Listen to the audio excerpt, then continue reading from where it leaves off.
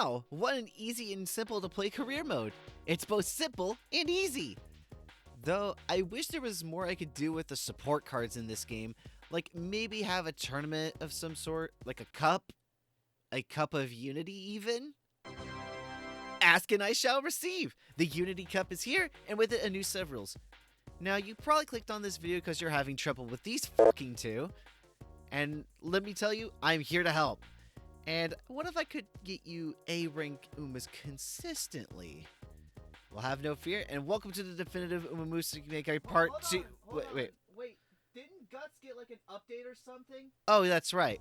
Before we begin, apparently in my first video when I was discussing Guts, from what I can see, Guts does two things in one as well.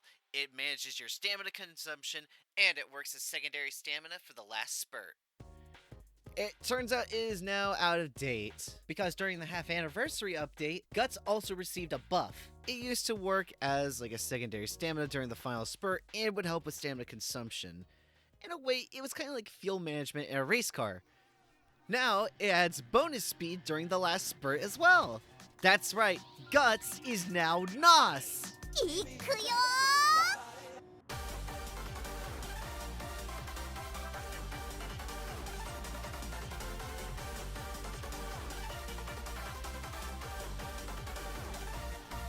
Now with that out of the way, guys, gals, non-binary pals, welcome to the definitive Umamusume Guide Part 2, the Unity Cup video.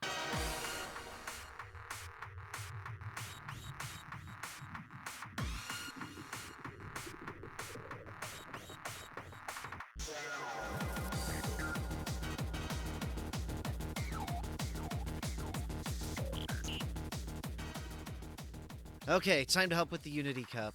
Not only that, I'll tell you how to get A-ranked Umas easier. And yes, before anyone asks, I do know about the U-ranked Taiki shuttle build.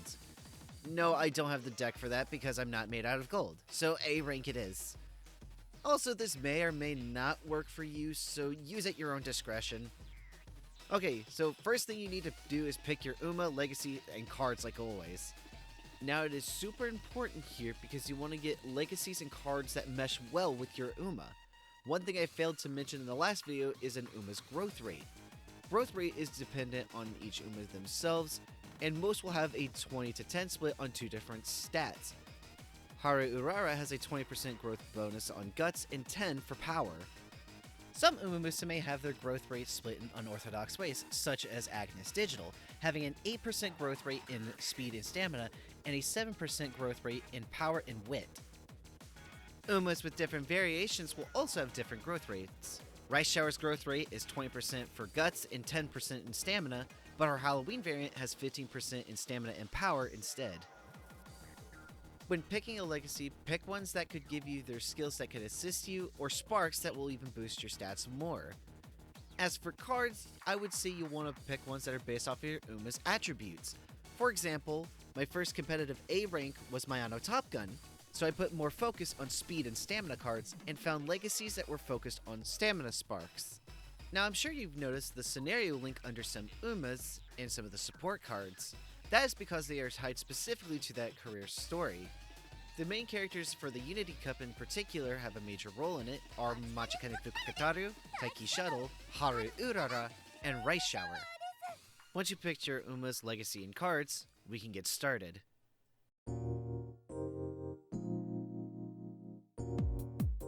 Starting up the career, you can tell that it's different story-wise. Now as you start your training, it's the same. Yeah, it's the same as the last career. That is until you get to the second day of training, when you learn about the Unity Cup. Now, do you remember all those support cards that you picked at the beginning? Congratulations! They are now your new teammates! Remember those scenario link cards in Umas? All those that were not part of that deck, or even if it's not your trainee, are now part of the team too! Now, while your main focus is still going to be the URA finale, the Unity Cup will be a bonus one that you'll need to pay attention to as well, because you're going to have to train those teammates of yours as well. What? Well, maybe not in the same way, but you can boost their stats. Now, you may notice this little bubble with fire and arrows on it. That is a Unity training. Doing this will not only boost stats for you, but it will also boost your teammates' stats. Now, what makes this even better is when they start to stack. you'll see a little fire number above the stat that will be increased. You'll get an even more of a boost than what it would come from one teammate. And it gets more insanely amazing too. You'll see a small gauge next to the teammates as well. Those are the spirit meters. That meter gets more and more full until the fire goes from white to blue. A successful training layer and boom! You just did a spirit burst. More bonuses are stacked onto your stats, as well as some hints that are specifically for your Uma. Even after the burst, that teammate's stats can be built even more. Oh, what's even better is that the burst stacks too? They also stack on friendship training as well. That's right, with luck, you can get some major gains, and so can your teammates. As you progress, your team's level will also go up, unlocking later levels of training. Then you can stop the antagonist of the story, Team Zenith.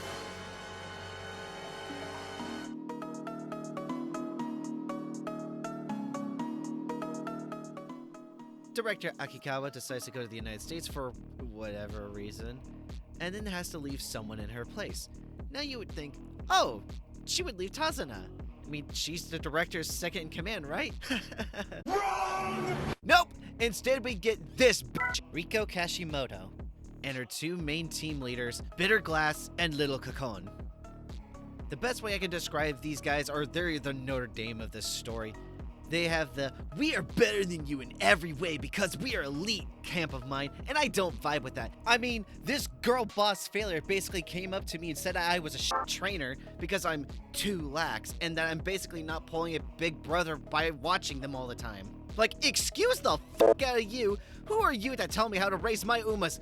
And as for you, you are a special type of ass. Being a complete bully and a bitch to rice shower all because of a simple accident? Go fuck yourself. We're gonna settle this on the track where it belongs.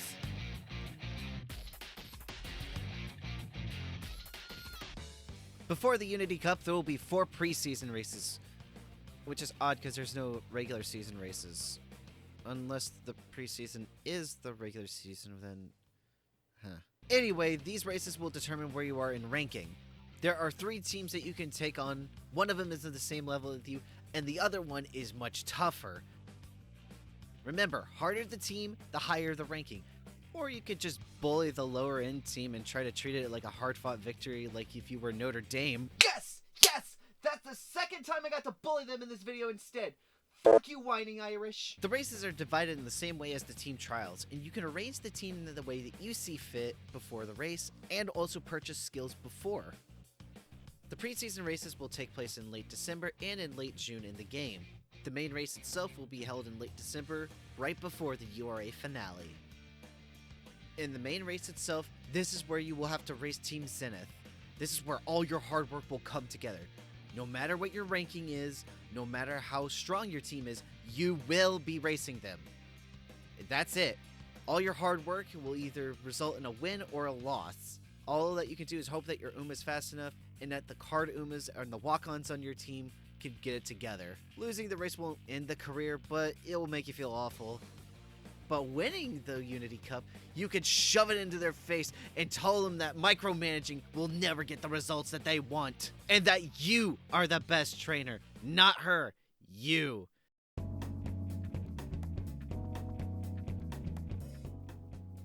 Now that you're focused on making sure that your Uma and your team are good for the Unity Cup, does not mean you need to lose sight on the URA finale. In fact, that is your true main goal in this game still. You still need to hit those goals, because if you don't, once you do everything I told you like I did in the first video, then you get to the URA finale again, and once again you get to go against Happy Meek and... Wait, why the hell are you both here? Oh yeah, that's right, we won the Unity Cup. Yep, winning the Unity Cup allows them to make cameos into this race. Which is fine, I mean, it's cool to see cameos of these two. Now all we just need to do is win the race.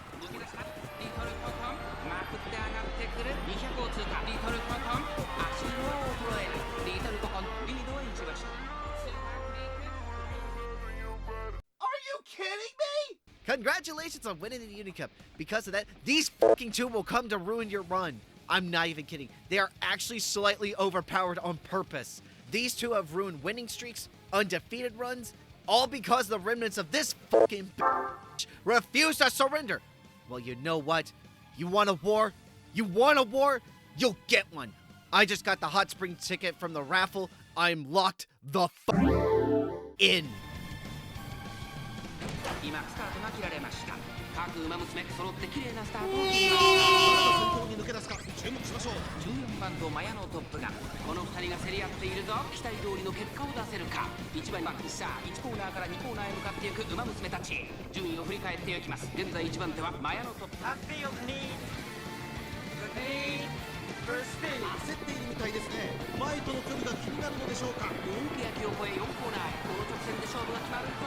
まだ差がある。ここから先頭のライフは出てくるのか。さあここから先頭を伺うのはカップニーク。さあトップガンマヤの後通過。食い下がるリトルココン。強い強い。先頭はマヤのトップガン。変わらない。マヤのトップガン。大差で今ゴールイン。圧倒的な実力差。